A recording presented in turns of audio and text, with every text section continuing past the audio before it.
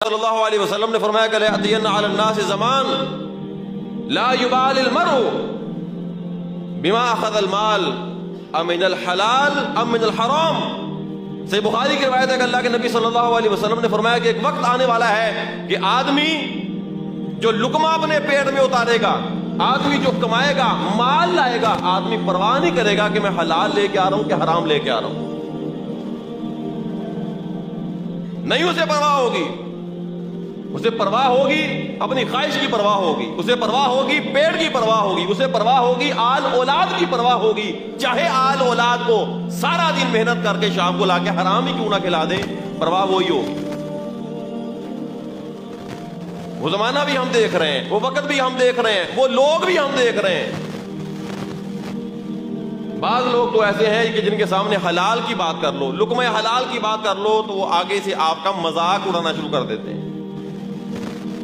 وہ آگے سے استہزاء شروع کر دیتے ہیں، ایسے بونڈے طریقے سے آپ کو جواب دیتے ہیں کہ آدمی انگشتے بدندار رہ جاتا ہے، اس نے کیا جواب دیا مجھے۔ تو وقت ہم دیکھ رہے ہیں کہ اللہ کے نبی صلی اللہ علیہ وسلم نے فرمایا تھا کہ بندہ پرواہ ہی نہیں کرے گا کہ حلال لے کے آ رہا ہوں کہ حرام لے کے آ رہا ہوں۔ امام حسن بصری رحمہ اللہ فرماتے ہیں لَأَنْ أَرْضَ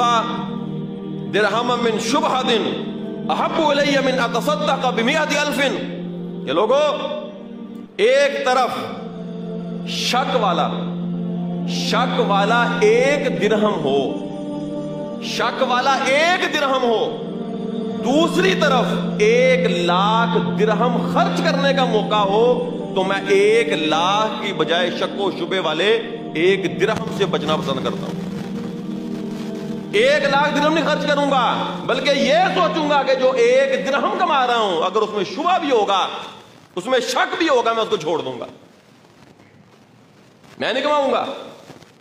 1 درہم کی بات ہو رہی ہے، جسے آج ہم اپنی کرنسی میں 1 روپیہ کہہ سکتے ہیں، 1 روپیہ کہہ سکتے ہیں،